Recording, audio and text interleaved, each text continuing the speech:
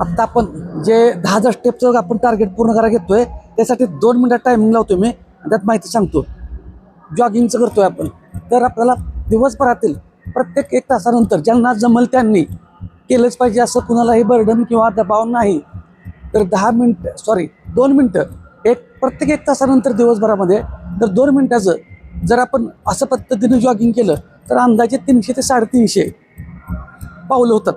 आणि हे जर आपण दिवसात 10-12 वेळा केलं तर बघा 3,000-3,500 ते 4,000 आपल्या स्टेपिंग होतील. म्हणजे जे आता 10,000 स्टेपचं पूर्ण करा म्हणतात ना, त्याच्यासाठी आपण हा एक उपक्रम करतोय. म्हणजे तुम्हाला फक्त व्यायामाला कारण काय सांगत बसू नका, जसं जमल तसं करा. फक्त पहिल्यांदा जर करत असेल आपण, आज सुरुवात केली तुम्ही पहिल्यांदा हा व्हिडिओ बघून, तर दिवसभरात 8-10 वेळा करू नका, कारण परत उद्या पाय दुखणार.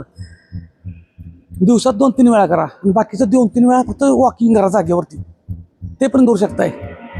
हालचाली पाहिजेत फक्त आपल्याला, एका ठिकाणी बसून राहू नका. आणि याला काय कुठं साधन लागतंय का?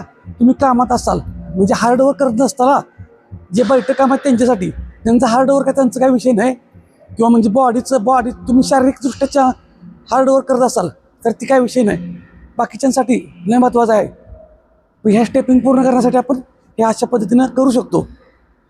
भरपूर तुम्हाला म्हणजे कारणं सांगायला जागाच ठेवू नका. आता ह्याला काय करायला लागतं बघा, कुठली वस्तू संघ घ्यायला लागते काहीच नाही, काय करायला लागत नाही. पण सकाळी आणि संध्याकाळी मात्र चांगला व्यायाम करा. त्याच्यामध्ये आणखीन भरपूर आपलं कॅलरीज पण बर्न होतील आणि हालचाली पण चांगल्या होतील. मग अशा पद्धतीने काय लागतंय, तुम्हाला वजन आणि पोटच कमी करायचं आहे ना, तर ते सातत्य ठेवा. कुठेही औषधं वगैरे घेत बसू नका. प्रोडक्ट खाऊन काही उपयोग नाही, तात्पुरता रिझल्ट घेत बसू नका, कारण ते बंद झाले पुन्हा आहे तेच होणार आहे.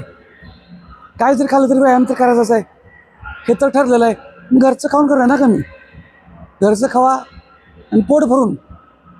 घरातलं तर भाकरी किती खाणार तुम्ही बघा. झालं 2 मिनटं. तर अशा पद्धतीनं रेग्युलर व्यायामाला सवय लावा, सातत्य ठेवा आणि फॉलो करा. धन्यवाद.